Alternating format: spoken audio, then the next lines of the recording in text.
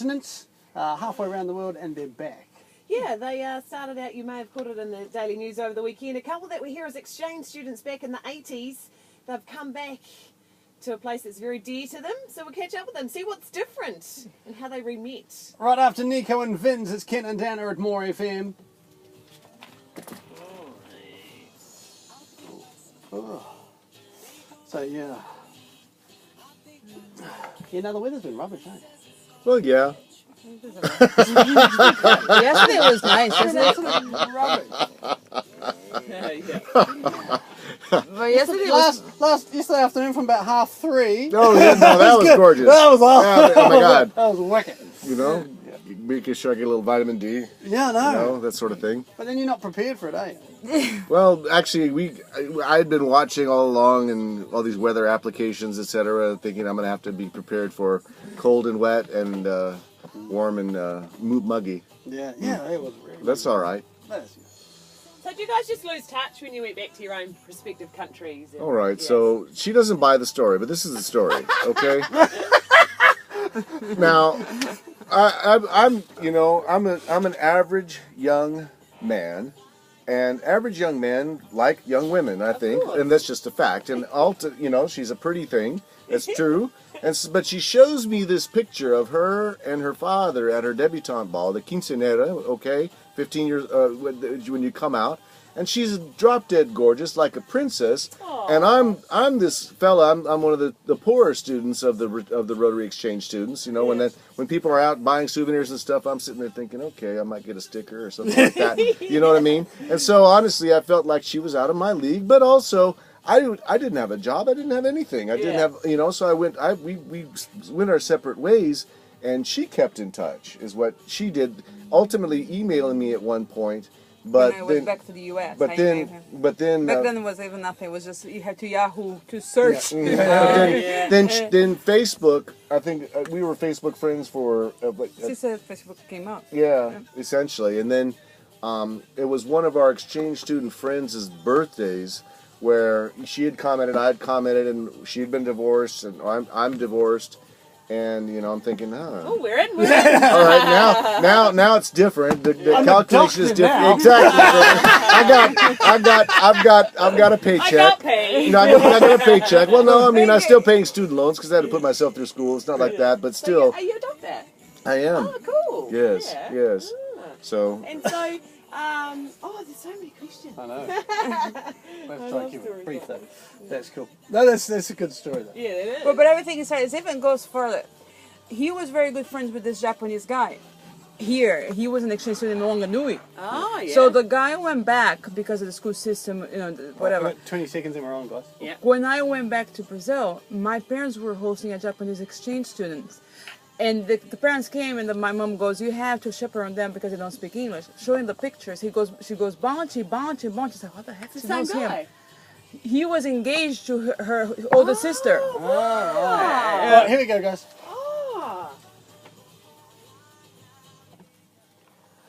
Taranaki's More FM with Ken and Anna. It's 7:38. You can stay tuned to More FM wherever you are with Rover. That's our new digital streaming app, the best way to listen to More FM online. You can download it free from the App Store, Google Play.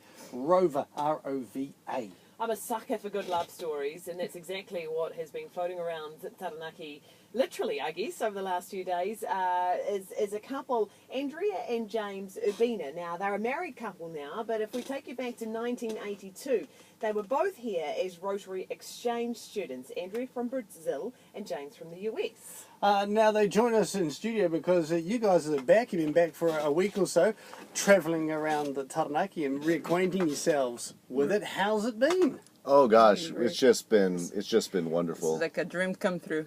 So you were here in 1982. So 83. I'm sorry, 83. Yes. A lot's changed since then.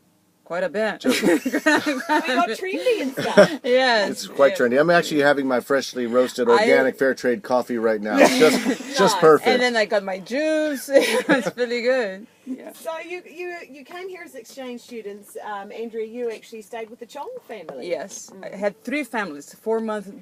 I had 3 different families in a year. I stayed with the Chongs for 4 months, and the Riders for another 4, and the Farinellas that they left to Australia. For another 4. So you were based in New Plymouth, but James, you were in Hawera. Yes, I was in Hawera. Yeah, it was really wonderful. In fact, I'm coming from a larger metropolitan area, the Phoenix area, and being planted in a small farming town. It was a culture change, to say the least, but it was something that it just took me to another place emotionally, where it's just I can't stop loving this place. Oh. So you guys then kind of met each other through doing stuff for Rotary and speeches and Yes. things like that. But then you both leave. Yes, he went back to Arizona. I went back to Brazil. You know, we separate lives. James got married. I got married. Did you get married because it was like, oh, he's already married now? No, I didn't know. We lost touch for Yeah. good 20 more years. You know, life goes on. It does. But I did carry his picture with me, the one you guys saw in the paper, all my life. And so he has a daughter. I have a son. Oddly enough, they are 3 months apart. Wow. And then we reunited. But the picture was with me. I was persistent. And so that works. So James, now you've come back to have a look around. And what have you been? What have you seen? What have you done? Well, honestly, you know, we came back with a lot of plans. The weather has been very helpful to help those plans. But honestly, what we've really found to be more appealing and just we're appreciative of is the welcoming that we receive back from Rotary, especially. Not only did the Rotarians reach out to us, and we've been talking to people. I've talked to people at the Taranaki Health Board, District Health Board, because I've been interested in working here.